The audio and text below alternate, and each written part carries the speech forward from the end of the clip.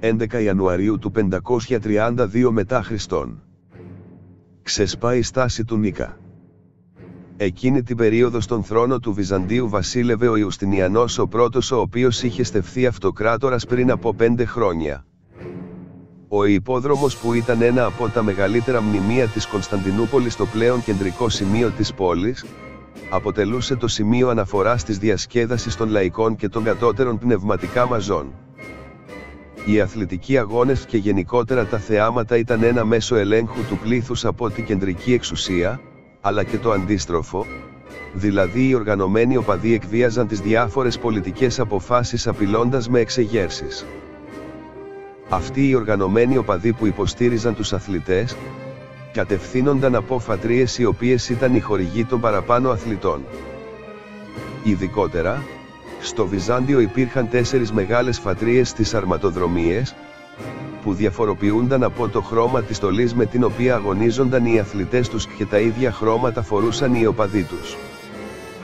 Αυτοί ήταν οι γαλάζιοι ή αλλιώς βένετοι, πράσινοι, οι κόκκινοι ή αλλιώς ρούσοι και οι λευκοί. Τον 6ο αιώνα οι ομάδες με τη μεγαλύτερη επιρροή ήταν οι γαλάζιοι και οι πράσινοι. Ιδεολογικά οι γαλάζιοι μπορούν να χαρακτηριστούν σαν συντηρητικοί που συνδέονταν με την αριστοκρατία, ενώ οι πράσινοι ήταν οι αντιδραστικοί που προέρχονταν κυρίως από τα λαϊκότερα στρώματα. Οι ομάδες αυτές αποτελούσαν την κύρια μορφή εκτόνωσης του πληθυσμού και είχαν υιοθετήσει πρακτικές συμμοριών και πολιτικών κομμάτων. Η ισχύς τους ήταν τόσο μεγάλη που η αυτοκρατορική φρουρά στη βασιλεύουσα δεν μπορούσε να επιβάλλει την τάξη χωρίς τη συνεργασία τους. Ο Ιουστινιανός πριν από τη στέψη του υποστήριζε τους γαλάζιους, αλλά όταν στέφθηκε αυτοκράτορας θέλησε να φανεί μάλλον οπαδικά ουδέτερος. Αυτό όμως ήταν ακόμα πιο επικίνδυνο για την εξουσία του, αφού δεν είχε κανένα λαϊκό έρισμα. Το 531 ορισμένα μέλη των γαλάζιων και των πρασίνων συνελήφθησαν για φόνο μετά από αρματοδρομία.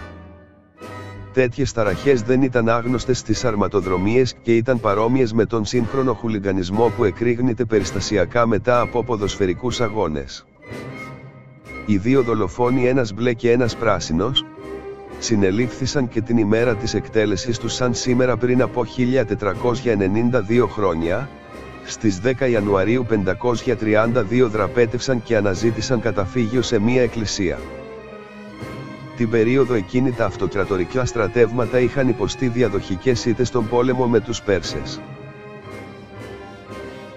Έτσι μία εσωτερική κρίση και μάλιστα στη βασιλεύουσα δεν θα ήταν η καλύτερη εξέλιξη για τη σταθερότητα της εξουσίας του Ιουστινιανού.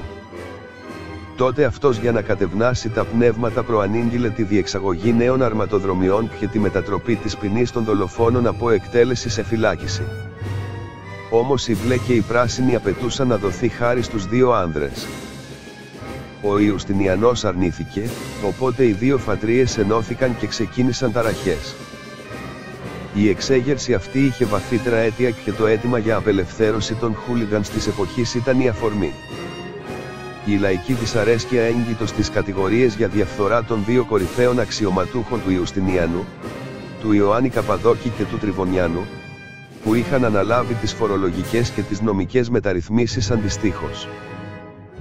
Ωστόσο η πραγματικότητα ήταν ότι ο Καπαδόκης είχε αυξήσει τους συντελεστές φορολογίας στην ανώτερη οικονομικά τάξη, θίγοντας τα συμφέροντα κυρίως των συγκλητικών, ενώ ο Τριβωνιανός με τον νέο κώδικα μείωνε την κρατική γραφειοκρατία και συρρίκνωνε τις δημόσιες υπηρεσίες, επιφέροντας με αυτόν τον τρόπο τη μείωση της εξουσίας των διαφόρων αριστοκρατών στον κρατικό μηχανισμό. Έτσι οι ηγέτες των 2 φατριών που ήλεγχαν τους οργανωμένους οπαδούς βρήκαν την ευκαιρία να προκαλέσουν την εξέγερση. Οι πράσινοι κατηγόρησαν τον Ιουστινιανό για καταπιεστική πολιτική και οι γαλάζιοι για προδοσία, αφού ο αυτοκράτορας ανήκε κάποτε στην παράταξή τους. Το υποκινούμενο από τις φατρίες πλήθος έγινε βίαιο, άρχισε να πυρπολεί την πόλη και να επιτίθεται αδιάκριτα στους αυτοκρατορικούς φρουρούς. Στις 13 Ιανουαρίου το οργισμένο πλήθος έφτασε στον ιππόδρομο για τους προαναγγελμένους αγώνες. Οι οπαδοί πλέον δεν ήταν χωρισμένοι στα χρώματα των ομάδων τους, αλλά όλοι μαζί φώναζαν συνθήματα εναντίον του Ιουστινιανού και τη λέξη Νίκα. Η κατάσταση βγήκε εκτός ελέγχου και το πλήθος πολιόρκησε το παλάτι που βρισκόταν δίπλα στον ιππόδρομο. Ο Ιουστινιανός αντί να διαπραγματευτεί με τους στασιαστές για πολιτικές υποχωρήσεις, προανήγγειλε τη διοργάνωση νέων αγώνων. Οι ταραχοποιοί όμως είχαν αποκτήσει πλέον και οπλισμό. Απαιτούσαν την αποπομπή του Καπαδόκη και του Τριβωνιάνου, ενώ δεν δίστασαν να ανακηρύξουν νέο αυτοκράτορα τον Υπάτιο, τον ανιψιό του πρώην αυτοκράτορα Αναστάσιου του Πρώτου. Ο Ιουστινιανός έδειξε στιγμές αδυναμίας και θέλησε να εγκαταλείψει τον θρόνο, αλλά η Θεοδόρα τον μετέπεισε. Μάλιστα ορισμένοι χρονικογράφοι της εποχής αναφέρουν ότι ο Ιουστινιανός είχε ήδη φύγει από το παλάτι για κάποιες ημέρες. Ακολούθως ο Ιουστινιανός έθεσε σε εφαρμογή ένα σχέδιο διάσπασης των εξεγερμένων. Διέταξε τον λαοφιλή ευνούχο του Ναρσή να μπει στον υπόδρομο και να δωροδοκίσει τους επικεφαλείς των γαλάζιων, δίνοντάς τους μεγάλες ποσότητες χρυσού και υπενθυμίζοντάς τους ότι ο Υπάτιος ανήκε στους πράσινους. Οι επικεφαλείς των γαλάζιων πίστηκαν και αποχώρησαν μαζί με τους οπαδούς τους από την τελετή στέψης του Υπάτιου. Στη συνέχεια αυτοκρατορικά στρατεύματα με επικεφαλής τους στρατηγούς Βελισσάριο και Μούντο εισέβαλαν στον υπόδρομο, σκοτώνοντας αδιακρίτως όποιον είχε απομείνει. Εκείνη την ημέρα, στις 18 Ιανουαρίου σκοτώθηκαν μέσα στον υπόδρομο περίπου 30.000 άνθρωποι. Οι περισσότεροι εξ αυτών καταπατήθηκαν από το χάος που επικράτησε και όχι επειδή σφαγιάστηκαν από τον στρατό. Την επομένη ο Υπάτιος και ο αδελφός του εκτελέστηκαν, ενώ οι περισσότεροι συγκλητικοί εξορίστηκαν. Πλέον ο Ιουστινιανός εδραίωσε την εξουσία του έχοντας απαλλαχθεί από τους ηγέτες της αντιπολίτευσης. Ο Καπαδόκης και ο Τριβωνιανός συνέχισαν τις μεταρρυθμίσεις τους και ο Ιουστινιανός άρχισε να κτίζει εκ νέου την ψοκιατεστραμμένη πρωτεύουσα. Μεταξύ αυτού του φαραωνικού έργου ήταν και η ανέγερση του νέου ναού της του Θεού Αγίας Σοφίας.